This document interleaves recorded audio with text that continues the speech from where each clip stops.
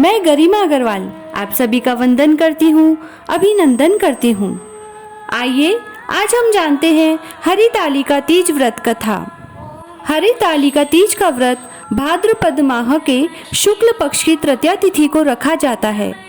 हरितालिका तीज व्रत के दिन इस व्रत कथा को जरूर सुनना या पढ़ना चाहिए। मान्यता है ऐसा करने से हमारी सभी मनोकामनाओं की पूर्ति होती है।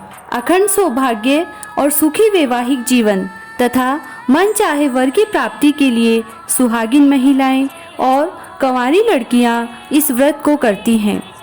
और जैसा कि कोई भी व्रत बिना व्रत कथा के अधूरा माना जाता है, तो इसीलिए आज हम आपको सुना रहे हैं हरितालिका तीज व्रत कथा। एक बार भगवान शिव ने पार्वती जी को उनके पूर्व जन्म का स्मरण कराने के उद्देश्य से इस व्रत के महात्म्य की कथा कही थी। श्री भोले शंकर बोले, हे गौरी, पर्वतराज हिमालय पर स्थित गंगा के तट पर तुमने अपनी बाल्यावस्था में 12 वर्षों तक अधोमुखी होकर घोर तप किया था। इतनी अवधि तुमने अन्न खाकर पेड़ों के सूखे पत्ते चबाकर व्यतीत किए। माघ की विकराल शीतलता में तुमने निरंतर जल में प्रवेश करके तप किया। वैशाख की जला देने वाली गर्मी में तुमने पंचाग्नि से शरीर को तपाया। श्रावण की मूसलाधार वर्षा में खुले आसमान के नीचे बिना अन्न जल ग्रहण किए समय व्यतीत किया। तुम्हारे पिता तुम्हारी कष्ट साध्य तपस्या को देखकर बड़े दुखी होते थे। तभी मैंने तुम्हारी परीक्षा लेने की भी सोची। उसी के फलस्वरूप एक दिन नारद जी तुम्हारे घर पधारे। तुम्हारे पिता ने हृदय से अतिथि सत्कार करके उनके आने का कारण पूछा। नारद जी ने कहा, गिरिराज, मैं भगवान विष्णु के भेजने पर यहाँ उपस्थित हुआ हूँ। आपकी कन्या ने बड़ा कठोर तप किया है। इससे प्रसन्न होकर वे आपकी सुपुत्री से विवाह करना चाहते हैं। इस संदर्भ में मैं आपकी राय जानना चाहता हूँ। नारद जी की बात सुनकर गिरिराज गदगद हो उठे।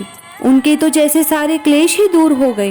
प्रसन्नचित होकर वे बोले, श्रीमान, यदि स्वयं विष्णु मेरी कन्या का वरण करना चाहते हैं तो भला मुझे क्या आपत्ति हो सकती है। वे तो साक्षात ब्रह्मा हैं। हे महर्षि, यह तो हर पिता की इच्छा होती है, उसकी पुत्री सुख संपदा से युक्त पति के घर की लक्ष्मी बने। पिता की सार्थकता इसी में है कि पति के घर जाकर उसकी पुत्री पिता के घर से अधिक सुखी रहे। मगर इस विवाह संबंध की बात जब तुम्हारे कान में पड़ी तो तुम्हारे दुख का कोई ठिकाना न रहा। तुम्हारी एक सखी ने तुम्हारी इस मानसिक दशा को समझ लिया और उसने तुमसे उस दुख का कारण जानना चाहा। तब तुमने बताया, मैंने सच्चे हृदय से भगवान शिव शंकर का वरण किया है, किंतु मेरे पिता ने मेरा विवाह विष्णु जी से निश्चित कर दिया। मैं विचित्र धर्म संकट में हूँ, अब क्या करूँ। प्राण छोड़ देने के अतिरिक्त अब कोई भी उपाय शेष नहीं बचा है। तुम्हारी सखी बड़ी ही समझदार और सूझबूझ वाली थी। उसने कहा, सखी, प्राण त्यागने का इसमें कारण ही क्या है। संकट के मौके पर धैर्य से काम लेना चाहिए। नारी के जीवन की सार्थकता इसी में है कि पति रूप में हृदय से जिसे एक बार स्वीकार कर लिया, जीवन पर्यंत उसी से निर्वाह करे। सच्ची आस्था और एक निष्ठा के समक्ष तो ईश्वर को भी समर्पण करना पड़ता है। मैं तुम्हें घनघोर जंगल में ले चलती हूँ, जो साधना स्थली भी हो और जहाँ तुम्हारे पिता भी तुम्हें खोज न पाएं। वहाँ तुम साधना में लीन हो जाना। मुझे विश्वास है कि ईश्वर अवश्य ही तुम्हारी सहायता करेंगे। तुमने ऐसा ही किया। तुम्हारे पिता तुम्हें घर पर न पाकर बड़े दुखी तथा चिंतित हुए। वे सोचने लगे कि तुम जाने कहाँ चली गई। मैं विष्णु जी से उसका विवाह करने का प्रण कर चुका हूँ। यदि भगवान विष्णु बारात लेकर आ गए और कन्या घर पर न हुई तो बड़ा अपमान होगा। मैं तो कहीं मुंह दिखाने के लायक भी नहीं रहूँगा। यही सब सोचकर गिरिराज ने जोर शोर से तुम्हारी खोज शुरू करवा दी।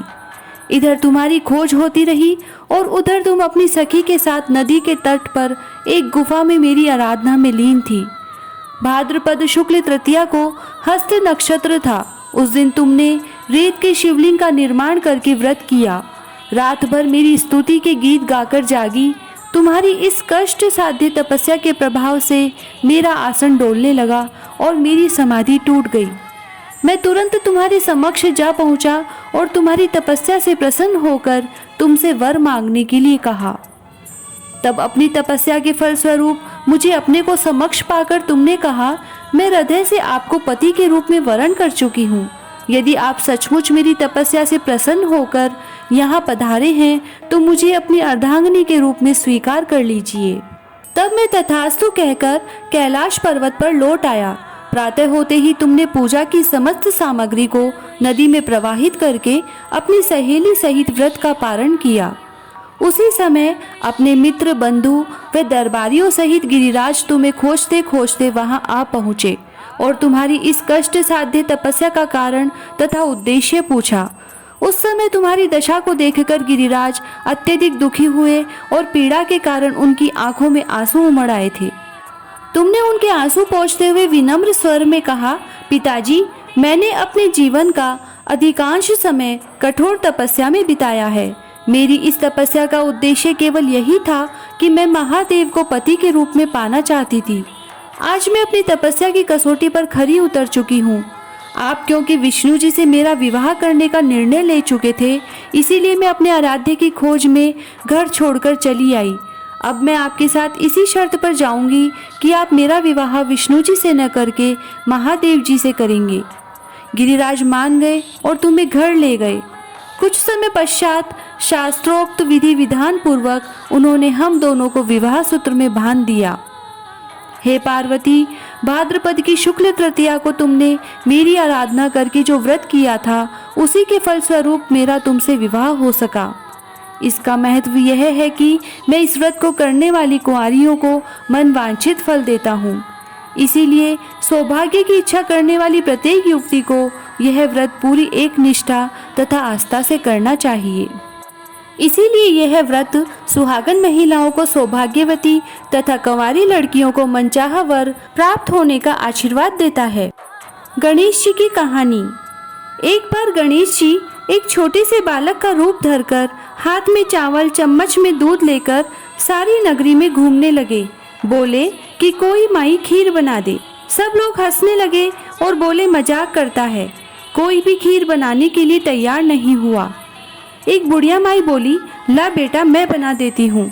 उसने भगोनी चढ़ाई और खीर बनाने लगी।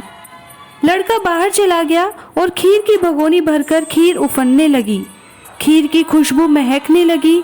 बुढ़िया की बहू का मन खीर खाने को होने लगा। बहू ने दरवाजे के पीछे बैठकर कटोरे में खीर लेकर गणेश जी को भोग लगाकर खीर खाई। इतने में बुढ़िया आई और उसने आवाज दी, गणेशा, तेरी खीर खा ले। झट से गणेश जी आए और डोकरी से बोले, माँ, तेरी बहू ने मेरे भोग लगा दिया, सो मैं तो जीम लिया, अब तू नगरी को जिमा दे। बुढ़िया सभी को कहने गई। सब कोई हंसने लगे कि कल तक तो खाने को नहीं था और आज जिमाने आई है। फिर भी देखने के लिए आए और फिर ठाठ से जिम कर गए। फिर भी खीर का उतार नहीं आया।